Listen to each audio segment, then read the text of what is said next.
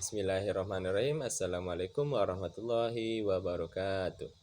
Saya Muhammad Ripan Catilka Nur Ahliyaka dengan NIM 2522335 dari kelas PTIK 1I. Di sini saya akan mereview buku tentang pengantar ilmu pendidikan. Seperti kita lihat di depan saya ini, ya.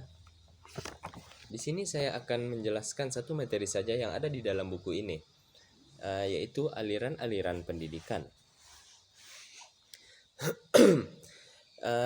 Aliran pendidikan. Yang pertama adalah aliran pendidikan klasik dalam pendidikan dan pengaruhnya terhadap pemikiran pendidikan di Indonesia. Yang pertama adalah aliran empirisme.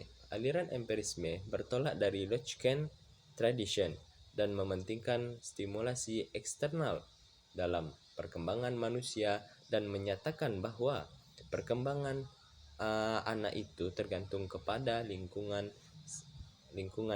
Sedangkan pembawaan tidak dipentingkan pengalaman yang boleh itu dalam kehidupan sehari-hari didapat dari dunia sekitarnya yang berupa stimulan-stimulan yang mana stimulan ini berasal dari alam bebas ataupun yang diciptakan oleh orang dewasa dalam bentuk program pendidikan.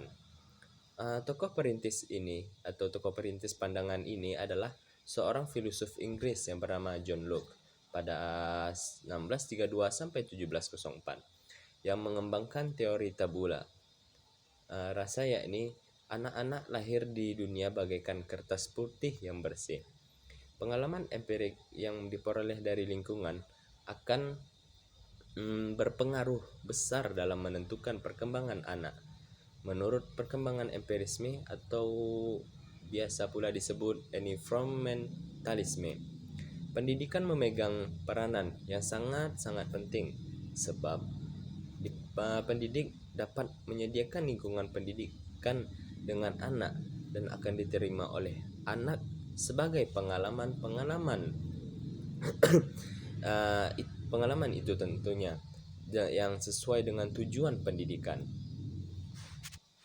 Yang kedua adalah aliran nativisme. Aliran nativisme ini bertolak dari Leibnizian tradition yang menekankan kemampuan dalam diri anak, sehingga faktor lingkungan termasuk faktor pendidikan yang mana kurang berpengaruh terhadap perkembangan anak atau hasil perkembangan tersebut, yang mana ditentukan oleh pembawaan yang sudah diperoleh sejak kelahiran, yang mana lingkungan kurang berpengaruh terhadap pendidikan dan perkembangan anak itu.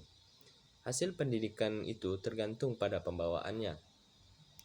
Menurut Schopenhauer, filsuf Jerman pada tahun 1788 sampai 1860 berpendapat bahwa bayi itu lahir sudah dengan pembawaan baik dan pembawaan buruk. Oleh karena itu, hasil akhir pendidikan ditentukan oleh pembawaan yang sudah dibawa sejak lahir. Yang ketiga di sini adalah aliran naturalisme. Pandangan yang ada persamaannya dengan nativisme adalah aliran naturalisme yang dipelopori oleh seorang filsuf Prancis, J.J. Rousseau, yang mana 1712 sampai 1718, yang mana berbeda dengan sex offender ratio yang berpendapat bahwa semua anak yang baru dilahirkan mempunyai pembawaan buruk. Pembawaan baik anak akan menjadi rusak karena dipengaruhi oleh lingkungan. Rousseau juga berpendapat bahwa pendidikan yang diberikan orang dewasa malah dapat merusak pembawaan anak yang baik.